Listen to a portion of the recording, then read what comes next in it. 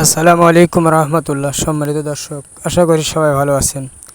আজ আপনাদেরকে আমি আমার ছোট্ট ভুলে অনেক বড় কষ্টের সম্মুখীন হওয়ার কথাগুলো শেয়ার করব। যেটা আমি কয়েকদিন আগে আপনাদেরকে দেখাইছিলাম। আমি 85,000 টাকা দিয়ে একটা 7 মাসের প্রেগনেন্ট গাভী কিনেছিলাম।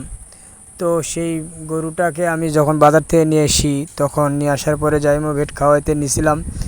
তো জাইমো ভেটটা খাওয়ানোর সময় যে ভুলটা করেছি, এই ভুলটা আপনারা কেউ করবেন না। করলে ছোট্ট ভুলে অনেক বড় স্বপ্ন ভেঙে যাওয়ার বা নষ্ট হয়ে যাওয়ার ক্ষতির কারণ হয়ে দাঁড়ায়। যেটা হলো, যখন গরুকে আমি জাইমো ভেট খাওয়ানোর জন্য নিয়েছি, তখন সবারই পরামর্শ আগে ছিল যে গরুকে অবশ্যই গুড় দিয়ে জাইমো ভেট খাওয়ানোর জন্য। তো আমি গুড় দিয়ে জাইমো ভেট না খাওয়াইয়া আমি পানি দিয়ে গোলাইয়া যখন খাওয়াইছি, গোলাইয়া খাওয়ার সময় ওই গরুটাকে যখন খাওয়ানোর জন্য চেষ্টা করতেছিলাম, তো মুখে দেওয়ার পরে গরুটাকে অনেক প্রচুর পরিমাণে হাসি কাশি দেওয়া শুরু করলো। তো আমি শ্বাসনালীতে গেছে এরকম চিন্তা ভাবনা মাথার মধ্যে চলে আসলো। তখন আমি ডাক্তারের পরামর্শ নিলাম। গরু খাওয়া দাওয়া বন্ধ করে দিল। তখন ডাক্তার পরামর্শ দিয়ে আমি ভিডিওতে যে ওষুধগুলো দেখাইতেছি, ওই ওষুধগুলো ডাক্তার আমাকে সাজেস্ট করলো। তো এই গরু ওষুধগুলো খাওয়ানোর পরেও আমার কোনো উপকারে আসেনি। আমার ছোট্ট ভুলে অনেক একটা বড় স্বপ্ন নষ্ট হয়ে গেছে।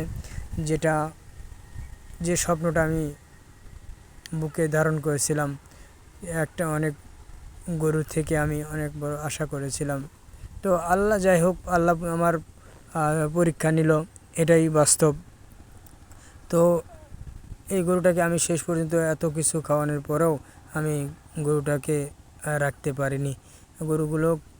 গরুটাকে আমি অনেক ওষুধ খাওয়াইছি, কিন্তু গরুটা আসলে জাইমো ভেট শ্বাসনালীতে গেলে গরুর সাথে সাথে মারা যায়, কিন্তু আমার গরুটার সাথে সাথে মারা গিয়েছিল না। তো এই গরুটা এক সপ্তাহ ছিল। এটাই বলার জন্য এই ভিডিওটা আপনাদের মাঝে শেয়ার করা, যে আপনারা আমাদের মতন যারা ছোট ছোট খামারি আছি, আমরা কোনোদিনও এই ভুলটা অবশ্যই করব না। আশা করি সবাই বুঝতে পারছেন। আসসালামু আলাইকুম রহমতুল্লাহ।